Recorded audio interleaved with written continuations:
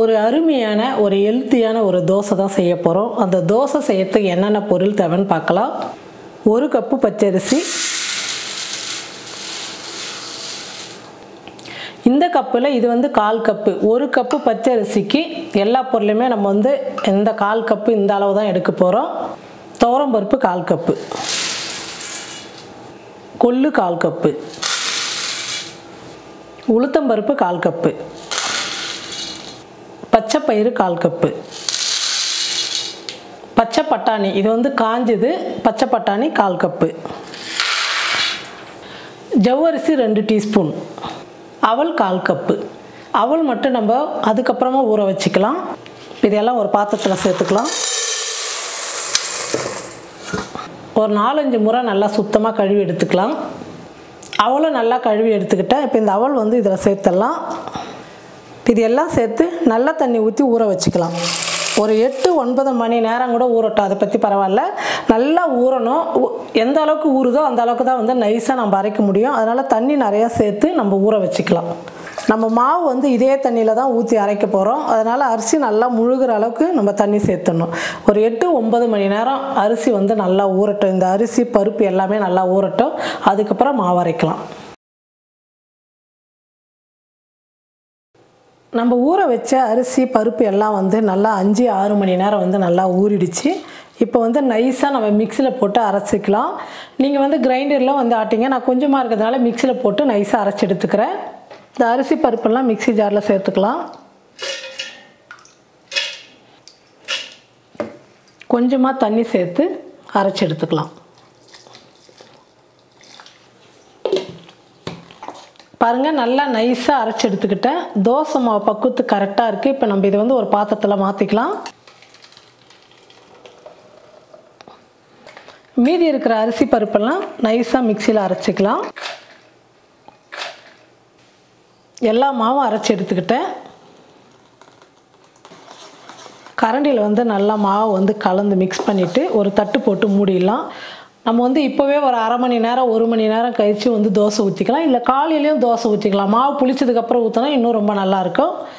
இப்போ நான் ஒரு தட்டு போட்டு மூடி வச்சுறேன். நம்ம காலையில் தோசை செய்யலாம். நான் நைட்டு அரைச்சி வச்ச மாவு காலையில் தோசைக்காக பாருங்கள், மாவு நல்லா புளிச்சு வந்துடுச்சு. இந்த மாதிரி நல்லா புளிச்சு வரணும். நீங்கள் மாவு புளிக்கலைன்னா கூட அப்பயே கூட நீங்கள் தோசை செய்யலாம். ஆனால் புளிச்சா கொஞ்சம் ரொம்ப நல்லாயிருக்கும்.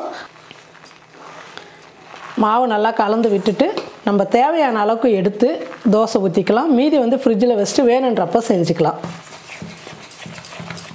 இப்போ நம்ம வெறும் பருப்புங்கள்லாம் போட்டு அரைச்சதுனால சோடா உப்புலாம் போட வேணாம். உப்பு மட்டும் சேர்த்துக்கிறேன் தேவையான அளவுக்கு.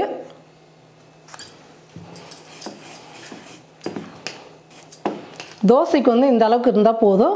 இன்னும் தண்ணியெல்லாம் சேர்க்க வேணாம். இப்போ நம்ம தோசை ஊற்றிக்கலாம். ஸ்டவ் பற்ற வச்சு தோசைக்கல்லை வச்சுட்டோம். தோசைக்கல் நல்லா சூடு ஏறிடுச்சு. இப்போ நம்ம தோசை ஊற்றிக்கலாம். எவ்வளோ முடியுமோ அவ்வளோ நைஸாக ஊற்றுங்க. நல்லா சூப்பராக வரும். மொறு நல்லா தோசை. ஒரே முறை ஊற்றிட்டு அப்படியே சுற்றி தள்ளிட்டு வந்தீங்கன்னா தோசை நல்லா நைஸாக நல்லா வரும். கொஞ்சம் சூடு ஏறினதுக்கப்புறம் நம்ம எண்ணெய் மேலே விட்டுக்கலாம்.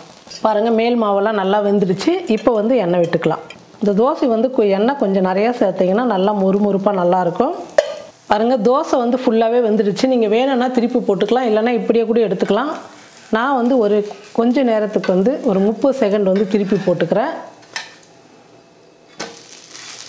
பாருங்கள், எந்த அளவுக்கு நல்லா கலராக நம்ம பருப்புங்கள்லாம் சேர்த்ததுனால கலராக நல்லா சூப்பராக வந்திருக்கு தோசை. நீங்கள் மாவு புளிக்க வைக்காமல் உடனே கூட 1 மணி நேரத்தில் கூட நீங்கள் செய்யலாம். மாவு ரொம்ப புளிச்சிட்டா கூட சில பேருக்கு பிடிக்காது.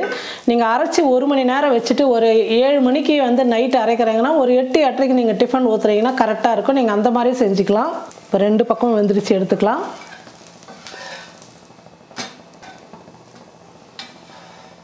பாருங்கள், ஒரு அருமையான சூப்பரான தோசை ரெடி ஆகிடுச்சு. இதே மாதிரி எல்லா தோசையும் நம்ம சுட்டு எடுத்துக்கலாம்.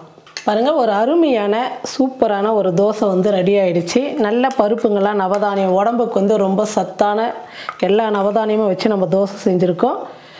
இந்த தோசைக்கு கார சட்னி ரொம்ப சூப்பராக இருக்கும். வெங்காயம், தக்காளி, வரமிளகா, பூண்டு எல்லாம் போட்டு நீங்கள் செஞ்சிங்கன்னா ரொம்ப நல்லாயிருக்கும்.